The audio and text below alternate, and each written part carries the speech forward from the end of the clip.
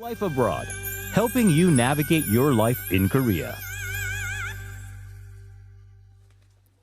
And Angela Chung has joined me in the studio for Issue Today. TGIF, Angela, good morning. Yes, thank God it's Friday. Yes, I always sound a lot more happier on Friday, I have to say. Let's start off with our first news. Some weather-related news. I don't know how often you check the forecast or how much sort of credibility or belief that you put in these weather forecasts as well. But the KMA, that's the Korea Meteorological Administration, has announced they're going to offer weather forecasts in more sort of detailed measurements and hopefully with faster and more efficient and accurate information too. Yes, KMA only used to show weather forecasts for 3 consecutive days by every 3 hours, but now they'll start covering weather for 5 days and bi-hourly. So for the earthquakes, they brought in a brand new analysis technology to reduce the amount of seconds it takes to recognize earthquakes from 7 to 5 seconds. And for typhoons, they will report the situation and the effect of it even after it subsides if it could affect Korea. That's good to know. They're also going to be publishing additional information, and that'll be very useful for us. Yes, they'll not only research and publish reports on climate changes, but also expand the use of phone applications so as many people can check the weather wherever and whenever as possible. Okay, well, speaking of the weather, didn't we enter spring officially anyways? Ipchun was a couple of days ago. Are we going to be having some warmer days? Yeah, even until yesterday, we had very icy and slippery roads from the heavy snow hit overnight the night before. But starting this afternoon, the weather will finally warm up. So I'm wearing short sleeve as well. Yes, you are. The mild How young. temperature, You are. the mild and warm temperature of above 0 degrees Celsius is expected to continue until the end of this coming Lunar New Year. Okay. I definitely noticed that it's a little bit warmer this morning, but things are going to really warm up later today.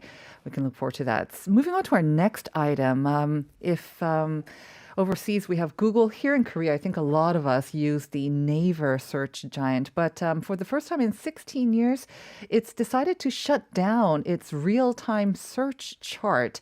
That'll be taking place later this month. And this comes after a lot of controversy that have actually gone on for years about whether this real-time 실시간 chat could be used for advertising or to affect public opinion on certain things. Yes, the Naver is Korea's giant portal, which draws about 30 million users every day. But they said they will shut down this service on February 25th as user searches have become more diversified and specific. So Naver's search chart first appeared in 2005 and has served as a major part of its online portal, showing the most popular trending searches by rank. This service, however, came under fire in recent years amid allegations that it could feature advertisements or political messages. Right. I remember just a couple of years ago, there were forces sort of for the arrest of Cho Guk, and then there were others who were posting messages of support as well. So this real-time chart became like a battleground for them. Right. While Naver has tried to address such concerns by expanding the search rank list from 10 to 20 and using AI technology to personalize searches catered to user interest, it said it would discontinue this service. Now, of course, Naver is probably the largest one, but it's not the only search engine. What about the other search engines? So Kakao Corporation's Daum also shut its real-time search service in February of last year. So, yeah. Yes, I mean, this real-time search function was definitely a lot of fun. It attracts a lot of attention as well. But I guess it's now going to focus on its main function as a search engine.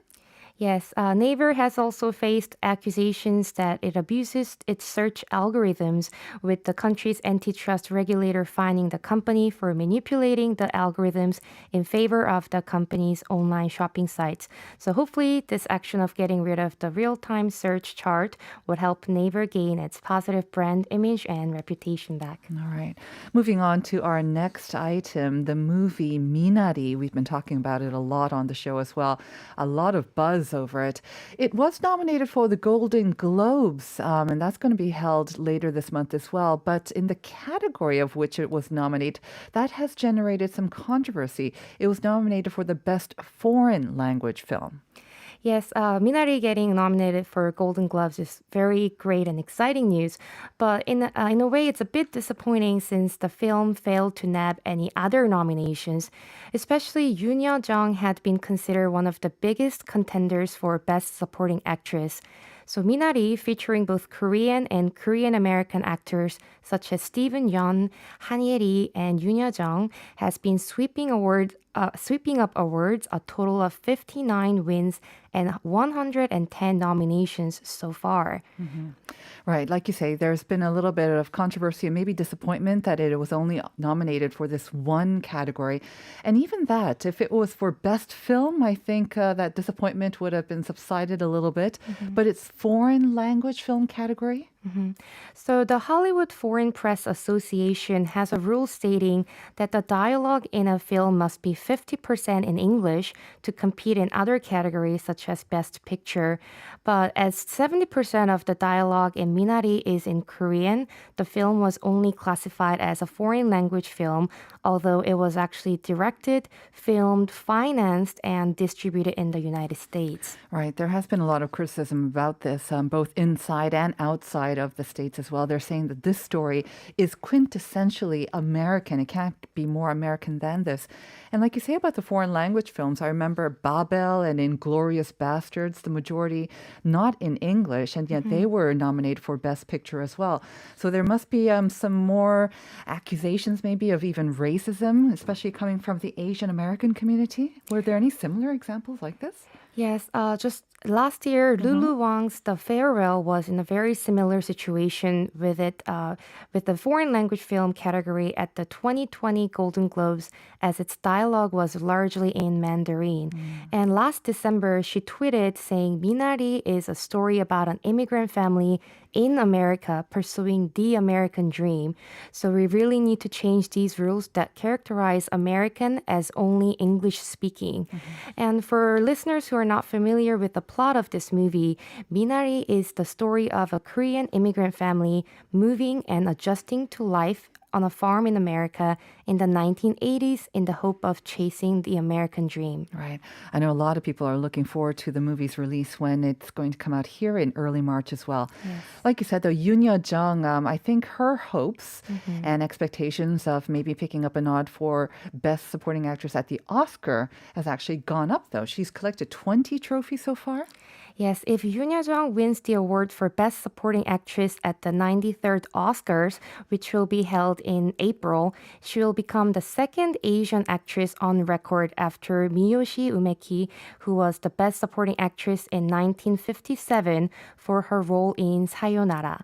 The nomination alone would also make Yoon Jung as the fourth Asian actress to be nominated. All right. So let's hope that at first she gets nominated, and then if she gets nominated, maybe even a win as well. Thank you very much, Angela. Have a great weekend. I'll see you again on Monday. Have a great weekend.